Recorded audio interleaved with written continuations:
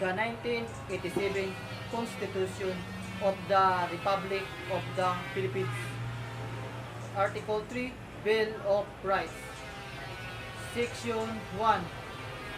No person shall be deprived of life, liberty, or property without due process of law, nor shall any person be denied the equal protection of the laws.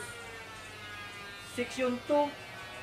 The right of the people to be secure in their persons, houses, papers, and effects against unreasonable searches and seizures for whatever nature and for any purpose shall be inviolable, and no search warrant or warrant of arrest shall issue except upon probable cause to be determined personally by the judge after examinations under oath, or a, a permission of the complainant and the witnesses he may produce, and particularly describing the place to be searched and the persons or the things to be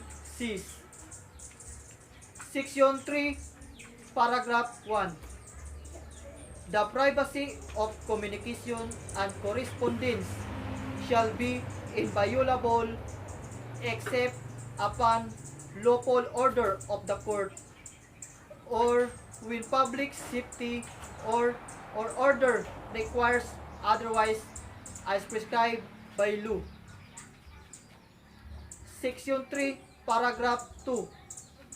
Any evidence obtained in violation of this or the preceding section shall be inadmissible for any purpose in any proceeding.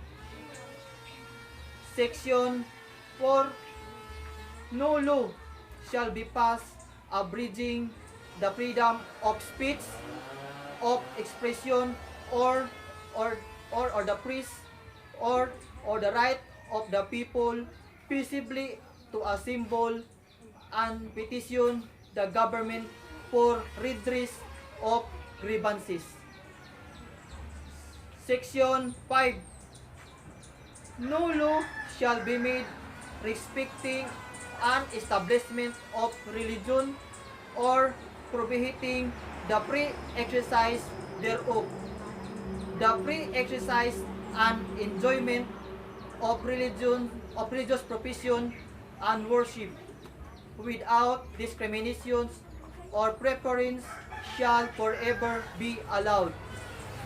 No religious text shall be required for the exercise for civil and political rights. Section 6. The liberty of abode and of changing the same within limits prescribed by law shall not be impaired except upon lawful order of the court. Neither shall the right to travel be impaired except in the interest of national security, public safety, or public health as may be provided by law. Section 7. The right of the people to information on matters of public concern shall be recognized. Access to official records and to documents and papers pertaining to official acts, transactions, or decisions, as well as to government research data used as basis for policy development shall be afforded the citizen subject to such limitations as may be provided by law. Section 8. The right of the people, including those employed in the public and private sectors, to form unions, associations, or societies for purposes not contrary to law shall not be abridged. Section 9. Private property shall not be taken for public use without just compensation. Section 10. No law impairing the obligation of contracts shall be passed. Section 11. Free access to the courts and quasi-judicial bodies and adequate legal assistance shall not be denied to any person by reason of poverty. Section 12 paragraph 1. Any person under investigation for the commission of an offense shall have the right to be informed of six right to remain silent and to have competent and independent counsel, preferably of his own choice. If the person cannot afford the services of counsel, he must be provided with one. These rights cannot be waived except in writing and in the presence of counsel. Paragraph 2. No torture, force, violence, threat, intimidations, or any other means which beat the free will shall be used against him. Secret detention, places, solitary, incommunicado, or other similar forms of detentions are prohibited. Paragraph 3. Any confession or admission obtained in violation of this or Section 17 hereof shall be inadmissible evidence against him. Paragraph 4.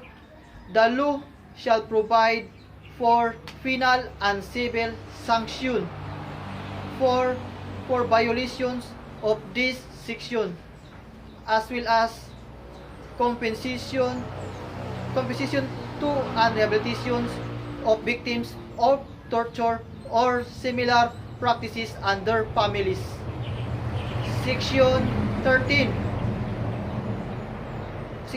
All persons except those charged with offenses punishable by reclusion perpetua, when evidence of guilt is strong, shall before conviction be bailable by sufficient sureties, or be released on recognizance as may be provided by law.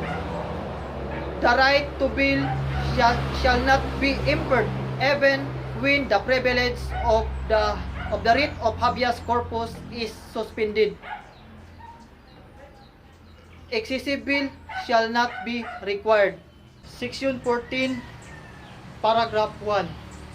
No person shall be held to answer for a criminal offense without due process of law.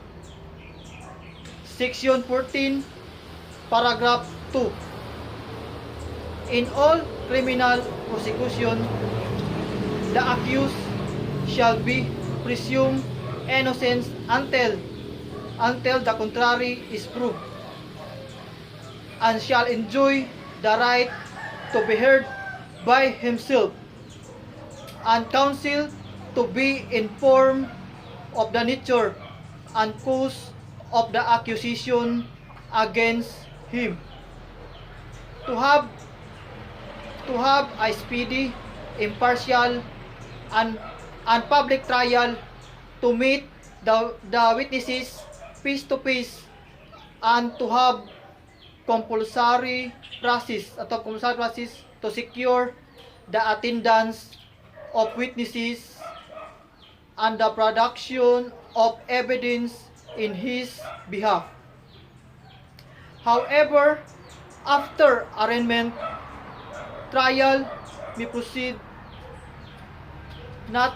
notwithstanding the absence of the accused, provided that he has been duly notified and his failure to affirm is injustifiable. Section 15. The privilege of the writ of habeas corpus shall not be suspended except in cases of invention or rebellion with the public safety requires it. Section 16. All persons shall have the right to a speedy disposition of their cases before all judicial, quasi-judicial, or administrative bodies. Section 17. No person shall be compelled to be a witness against himself. Section 18, paragraph 1.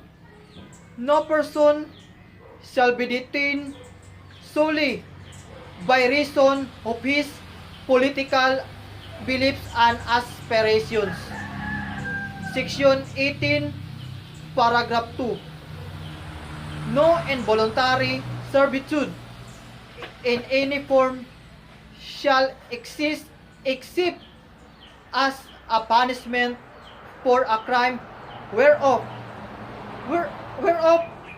the party shall have been duly convicted. Section 19, paragraph 1. Excessive fines shall not be imposed, nor cruel, degrading or inhuman punishment inflicted. Neither shall the death penalty be imposed unless for compelling reasons involving heinous crimes. The Congress hereafter provides for it. Any death penalty already imposed shall be reduced to reclusion perpetua. Section 19, paragraph 2. The employment of physical, psychological, or degrading punishment against any prisoner or detainee, or the use of substandard or inadequate penal facilities under subhuman conditions shall be dealt with by law. Section 20. No person shall be imprisoned for debt or non-payment of a poll tax. Section 21. No person shall be twice put in jeopardy of punishment for the same offense if an act is punished by a law and an ordinance, conviction, or acquittal under either shall consecute a bar to another prosecution for the same act. Section 22. No ex post facto law or bill of attainder shall be enacted. So that's all the 1987 constitutions of the Republic of the Philippines, Article 3 Bill of Rights.